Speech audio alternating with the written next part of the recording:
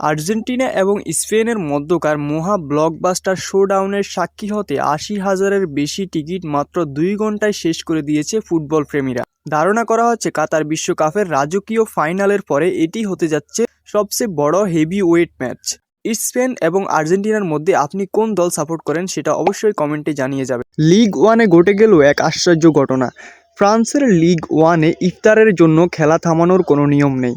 তাই এফসি নান্টস বনাম লে হাভরে এসি ম্যাচে ৭৭ মিনিটে যখন ইফতারের সময় হয় ঠিক তখনই ইনজুরির ভান করে খেলা থামান পর্তুগিজ গোলরক্ষক এনথি লোপেজ। চিকিৎসক ঢোকার কারণে খেলা সাময়িক বন্ধ হয়। সেই বিরতিতেই মুসলিম সতীর্থরা টাচ লাইনে গিয়ে পানি ও খেজুর দিয়ে ইফতার সারেন। আর এই কাজ করে তিনি সামাজিক যোগাযোগ মাধ্যমে প্রশংসা কুড়াচ্ছেন। সত্যি এটা সম্মানের দাবিদার, মানবিকতা নিয়মের ঊর্ধ্বে। এটাই আসল টিম স্পিরিট।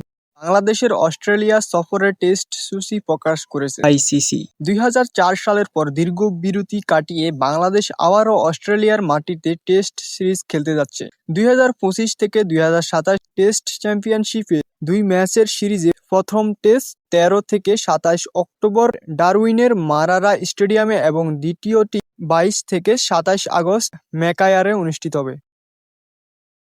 আন্তর্জাতিক টি-টোয়েন্টি ক্রিকেটে সবচেয়ে বেশি ম্যাচ সেরা হয়েছেন যে ৬ ক্রিকেটার। নাম্বার ৬ রাশিদ খান ৪৫ বার, নাম্বার ৫ অ্যালেক্স হেলথ ৪৫ বার, নাম্বার ৪ সাকিব আল হাসান ৪৫ বার, নাম্বার ৩ কায়রন পোলার্ড ৪৮ বার, নাম্বার ২ গ্লেন ম্যাক্সওয়েল ৪৮ বার, নাম্বার ১ ক্রিস গেইল ৬০ বার।